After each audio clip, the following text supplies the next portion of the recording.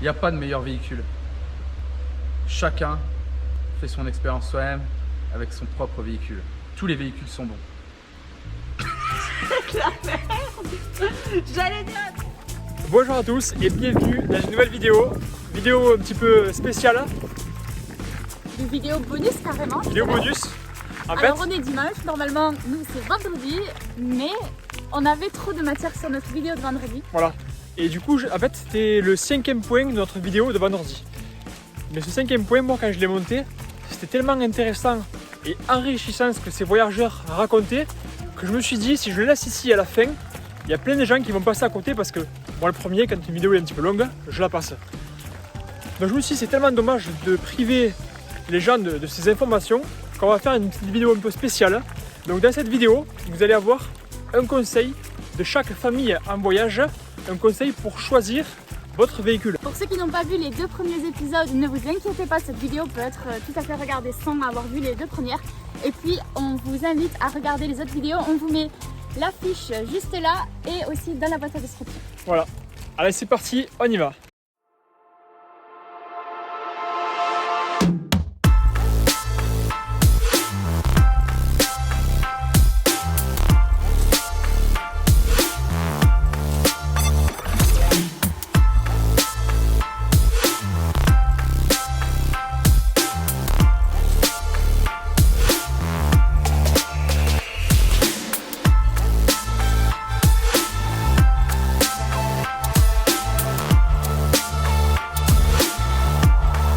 Traverser le continent américain est une aventure grandiose. 35 pays, 10 fuseaux horaires. Vous passerez par les plus hauts sommets du monde avec des déserts à 5000 mètres d'altitude.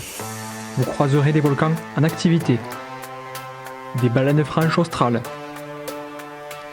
en passant aussi par des plages paradisiaques où vous pourrez profiter, vous reposer, mais surtout admirer les plus beaux couchers de soleil au monde sur le Pacifique.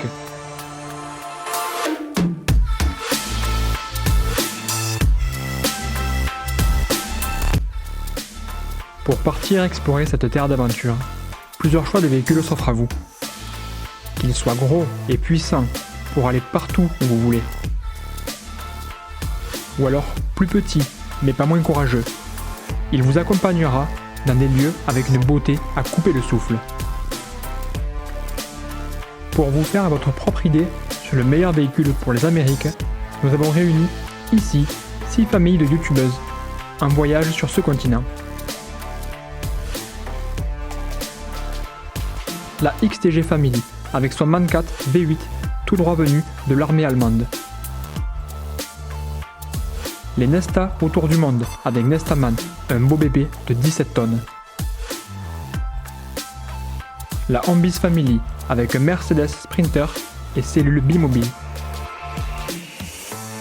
Les Mountains and Coconuts, un Sprinter van qu'ils ont aménagé eux-mêmes. Nous, les Ways on the World, avec notre Defender 130 TD4 et tant de toits. Et pour finir, la famille des Boussoles et nous, avec leur camping-car Ford.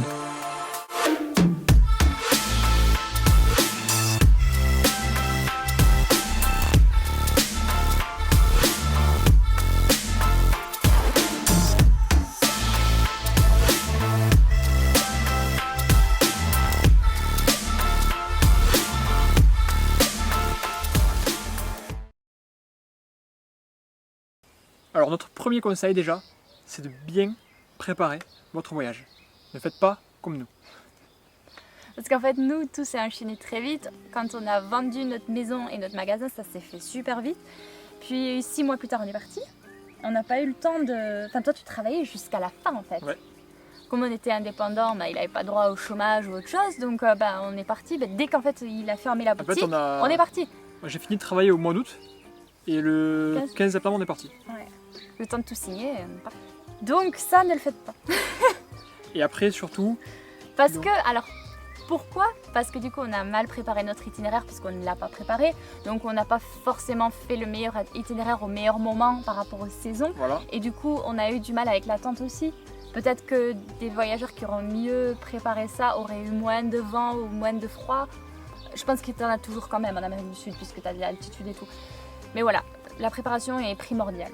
Et après, surtout, si vous pouvez, avant de partir avec votre voyage au long cours, testez votre véhicule sur plusieurs semaines, au moins 2 ou 3 semaines, en conditions réelles dans lesquelles vous allez voyager. Et vous allez pouvoir appréhender, voir ce dont vous avez besoin. Quand tu dis conditions réelles, c'est pas possible, mais on peut faire des mini-aventures pas loin de la maison, quoi. Voilà, ce que je veux dire, c'est voir comment vous vous en sortez avec l'eau, est-ce qu'il y en a assez, avec l'électricité, est-ce qu'il y en a assez. Est-ce qu'il vous faut des adaptateurs de gaz? On a galéré avec les adaptateurs de gaz, il aurait fallu du GPL, tout ça maintenant on le sait, mais voilà, une fois que tu es là-bas, c'est trop tard en fait. Tu vas pas faire installer du GPL une fois que tu es en Amérique du Sud. Non, parce que c'est beaucoup plus compliqué pour trouver des pièces sur place. Il y a beaucoup de frais d'importation, donc partez avec depuis la France. Pour vous donner juste une idée, on n'avait pas assez de casseroles. Clem m'avait dit, mais t'inquiète, t'en achèteras sur place et tout, t'inquiète. Parce qu'on a dû mettre les casseroles dans un carton, je sais pas pourquoi. Bref, on arrive là-bas, la casserole, Carrefour, normal, classique, comme ça, 45 €. Prévoir ces petites choses-là va pouvoir vous aider à ne pas avoir trop de mal sur place et pas trop dépenser les premiers temps. Autre chose qu'on n'avait pas, c'était un filtre à eau. Par contre, ce qu'on avait, on avait pris des pièces de rechange du 4x4, ça on en avait. On aurait pu presque reconstruire un 4x4, il n'y avait pas de souci. Des plaquettes de frein, des filtres à air, des filtres à gasoil, j'en avais pour 5 ans. Mais après, les petites choses essentielles, c'est celles qui nous ont fait défaut au final. Et par contre, ce qu'on a pris en trop aussi, c'est les vêtements. Et les vélos. Ah ouf, les vélos. Ah ouais, un conseil, surtout, ne partez pas avec des vélos. Pour l'Amérique du Sud. L'Amérique du Nord, à mon avis. Je pense que ça peut servir pour les Si on va en villes, quoi. Amérique du Nord, je prends mon vélo. Ouais. Non mais attends, les vélos, on les a transportés pendant 1 an au dos du 4x4. Ils ont rouillé, d'ailleurs maintenant ils marchent presque plus aucun. Il n'y a plus de vitesse, rien. Parce qu'ils ont vieilli et on s'en est pas servi une seule fois de vélo. Une fois, quoi, au tout début du voyage. Le plus important, c'est que les gens choisissent le véhicule qui leur correspond. C'est ça. Parce que suivant ce qu'on veut faire avec et suivant le nombre de personnes qu'on est, famille ou pas, il n'y a pas de véhicule meilleur qu'un autre, il y a juste le véhicule qui nous correspond bien. Nous, on aime bien sortir des sentiers battus et le camion 4x4, pour ça, c'est très bien. Et pourquoi un gros camion? Tout simplement parce qu'on voulait avoir du confort. C'est notre maison, c'est pas seulement pour le voyage, c'est vraiment notre maison. On a 12 mètres carrés et on vit à 5 dedans. Donc, ça dépend des gens. Il y en a qui peuvent très bien se satisfaire de partir en tente de toit en famille. Maintenant, les conditions vont être beaucoup plus rudes. Pour certains, ça marche. Pour d'autres, c'est pas ce qu'ils souhaitent. Nous, on souhaitait du confort. On a fait beaucoup de voyages en tente de toit et on a adoré. Mais là, on voulait vraiment partir avec du confort. C'est pour ça qu'on a choisi un gros camion 4x4 pour aller partout. Pour moi, ce serait de bien penser aux besoins que vous aurez pendant le voyage. Nous, par exemple, on a fait l'erreur de ne pas mettre de douche dans notre van parce qu'on s'est dit non, on n'a pas besoin de douche. Mais on n'a pas pensé 1 an et demi. Voilà, on a pensé 6 mois, on se dit bon, ça ira. Ouais, en fait, on a vraiment pas, on savait pas, on n'a pas pensé long terme, on a pensé week-end, 3 semaines. Ok, c'est pas grave de pas avoir de douche. Et au bout d'1 an et demi, on se rend compte que finalement, c'est super important. Et donc, on aurait aimé ça. Et Donc ce que tu veux dire, c'est mettez une douche au-delà de penser à vos besoins ou d'anticiper tous vos besoins. non, il y en a mettez que une ça dérange pas. Ouais. Non, c'est pas tout le monde n'a pas besoin de douche, tout le monde n'a pas besoin de toilette, mais nous, on pourrait pas vivre sans. Ouais. Bien qu'on n'en a pas Ouais. de douche. Pour un truc simple, quand tu es dans ton van et que tu vas aller te faire un petit footing, que c'est l'hiver et que tu vas revenir complètement trempé de transpiration et que tu n'as pas d'option de douche à côté de toi, si tu n'es pas en ville où il n'y a pas de club de sport, bah, tout simplement t'y vas pas parce que tu n'as pas envie de revenir et passer la journée dégueulasse pleine de transpiration. Ouais, puis Donc c'est vraiment limitant. Ouais. Et on a la douche solaire, on a la petite douche de camping de Decat. Et c'est cool, mais c'est pareil, là, plusieurs fois par semaine, sur 1 an et demi de voyage, c'est vraiment galère. Donc vraiment penser en termes de qu'est-ce qui est important pour vous. Première chose à faire, je pense que c'est penser à votre budget parce qu'à partir du budget que vous avez, je pense qu'il y a beaucoup d'options que vous allez réussir à éliminer. Et puis ensuite, allez visiter des véhicules. Il y a des gens qui voyagent, qui sont ouverts à partager partout. Vous avez simplement à les contacter, à aller visiter un camping-car ou même aller dans un showroom de camping-car, aller visiter des fourgons, aménagés maison. Et puis vous allez voir là où vous vous sentez le mieux, ce qui vous plaît pas. Et nous, ce qu'on vous recommande, si c'est un voyage de long terme que vous allez faire, c'est prendre un véhicule dans lequel vous allez être confortable pour faire les choses que vous faites souvent. Notamment dormir, cuisiner, travailler, être assis d'une manière confortable pendant très longtemps. Et puis aussi être dans un véhicule qui va pouvoir vous amener partout avec le maximum de paix d'esprit. Et ça, c'est peut-être... de paix d'esprit, ça se dit pas? De tranquille. Paix. De paix. Le grand débat entre la Bretonne et le Marseille. Paix d'esprit. Parce que ça, c'est peut-être sur ça qu'on va terminer. On voit beaucoup de gens qui voyagent et qui ont cette pression de la panne mécanique en permanence. Dès que tu entends un petit bruit, un petit truc, nanana. Donc, si vous avez 5 000 $ ou 5 000 € de plus à mettre, mettez-les Vous allez les gagner à au l'achat fil du des van comptes. plutôt que les mettre après dans des réparations pendant le voyage, parce que vous allez économiser du temps, vous éviter des problèmes, etc. Donc si l'argent est disponible, mettez-les. S'il n'est pas disponible, on fait en fonction. Mais nous, on regrette par exemple de ne pas avoir mis un tout petit peu plus pour acheter un véhicule un tout petit peu plus récent qui nous aurait peut-être évité ces problèmes d'entretien. Voilà. Ouais. Si on avait des conseils à donner aux futurs voyageurs qui voudraient choisir leur véhicule, le premier, ce serait de regarder cette vidéo. Puisque vous avez toute une panoplie de véhicules et l'expérience derrière des différents vanlifers qui utilisent ces véhicules. Donc nous, on va juste vous parler du camping-car, parce qu'on n'a pas d'expérience sur les autres véhicules. Numéro 1. Numéro 1, le premier conseil, eh bien, essayez votre camping-car avant de partir. Ne faites pas comme nous.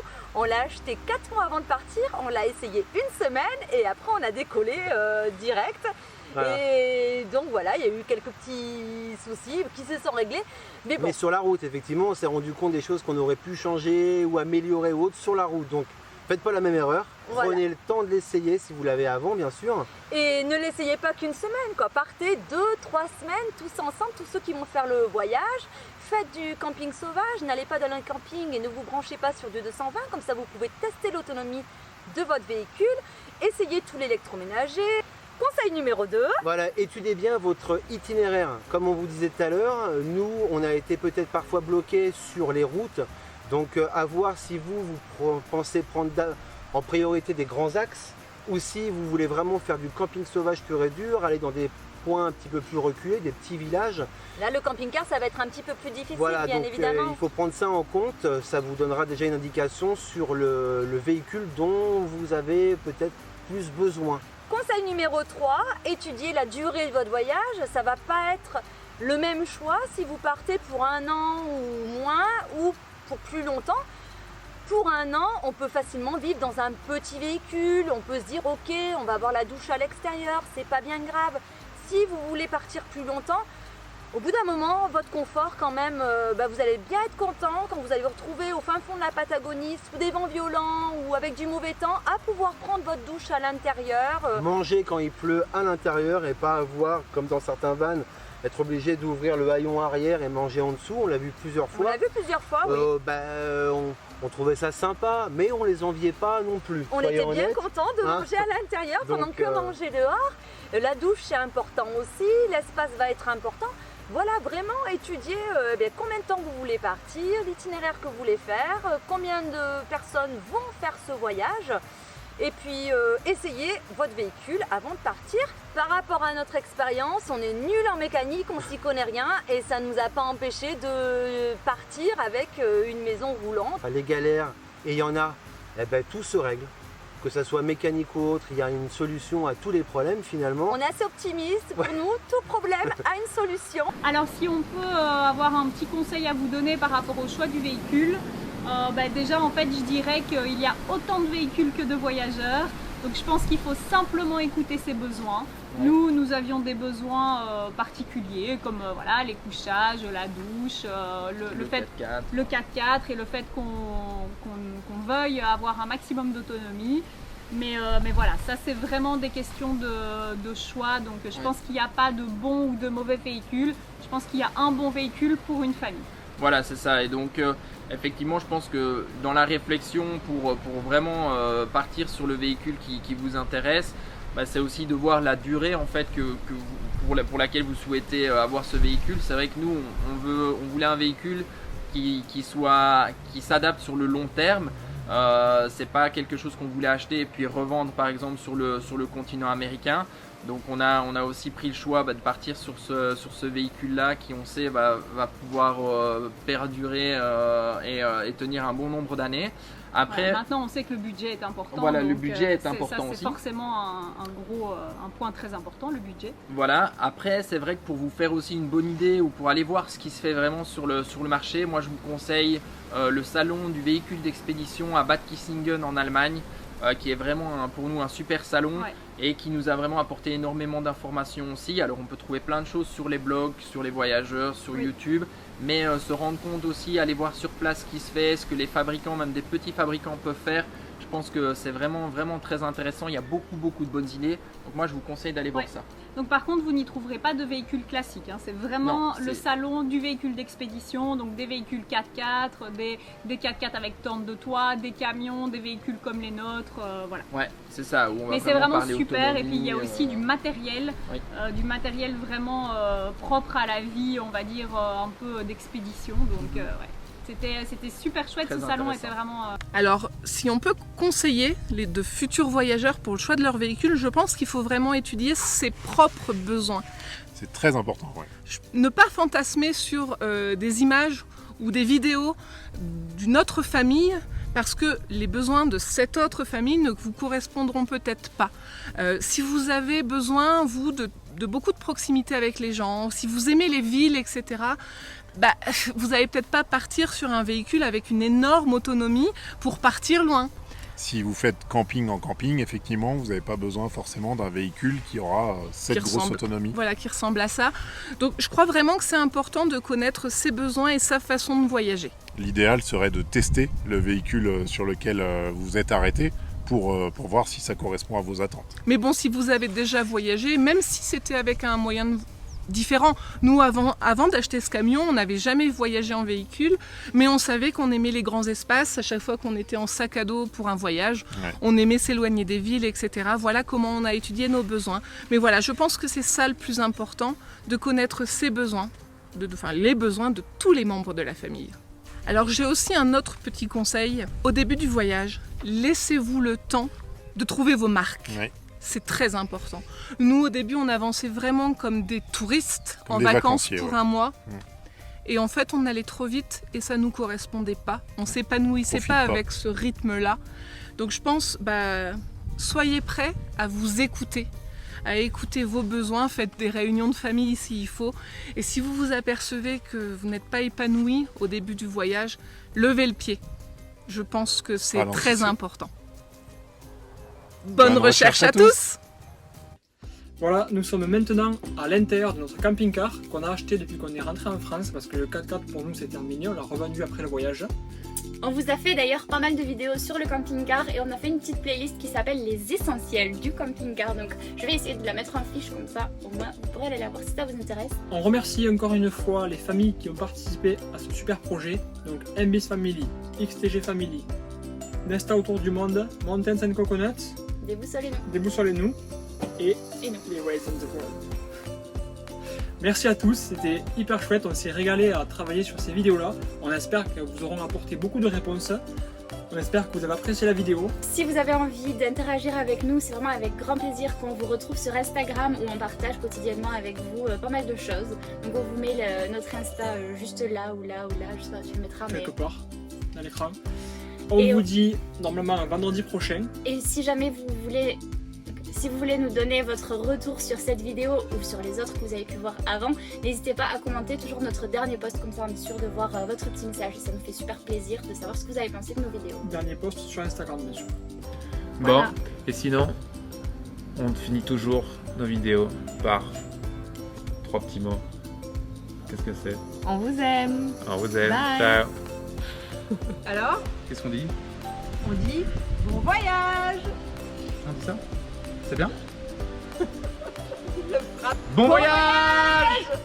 C'est bien ça là. Grand merci pour l'invitation. Et puis voilà, on se retrouve très bientôt.